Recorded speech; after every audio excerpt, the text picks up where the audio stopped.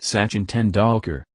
Sachin Tendulkar has been the most complete batsman of his time, the most fat run maker of all time, and arguably the biggest justice icon the game has ever known. His fur was grounded on the purest principles: perfect balance, frugality of movement, perfection in stroke timber, and that impalpable quality given only to geniuses: anticipation. However, back-bottom punch comes near it because he was inversely complete at each of the full range of orthodox shots, and plenitude of extemporized bones as well, and can pull them out at will, if he did not have a hand stroke the upright. There were no apparent sins in Tendulkar's game. He could score reach around the gate, off both frontal bottom and back, could tune his fashion to suit every condition, temper his game to suit every situation, and made runs in all quarter of the world in all conditions. Some of his finest performances came against Australia, the overwhelmingly dominant platoon of his period.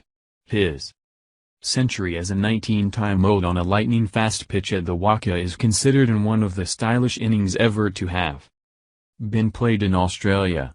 Many times laterally he entered the ultimate compliment from the ultimate batsman Don Bradman commended to his woman that Tendulkar reminded him of himself. Blessed with the keenest of justice minds, and armed with a loathing for losing, Tendulkar set about doing what it took to become one of the stylish batsmen in the world. His greatness was established beforehand. He was only 16 when he made his Test debut. He was hit on the mouth by Walker Younis but continued to club, in a blood-soaked shirt. His first Test 100, a match-saving one at Old Trafford, came when he was 17, and he'd 16 Test hundreds before he turned 25.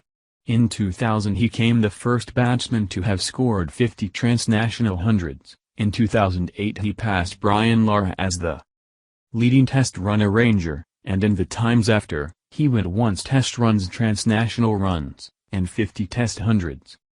He presently holds the record for utmost hundreds in both Tests and ODIs. Remarkable, considering he did not score his first ODI 100 till his 79th match. Incredibly, he retained a godly enthusiasm for the game till his last match. At 36 times in 306 days he broke a 40-time-old hedge by scoring the first double century in one-day justice.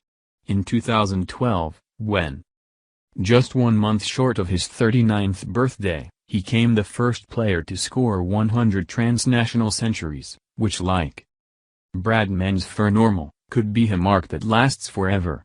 Laterally that time, however, he blazoned his withdrawal from ODIs after a disappointing 18 months in transnational justice.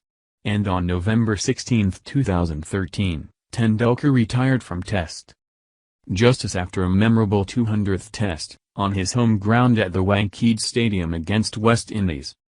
Tendulkar's considerable achievements feel lesser still when looked at in the light of the burden of prospects he too bear from his adoring but kindly unreasonable followers, who have been prone to regard anything lower than 100 in each innings as a failure.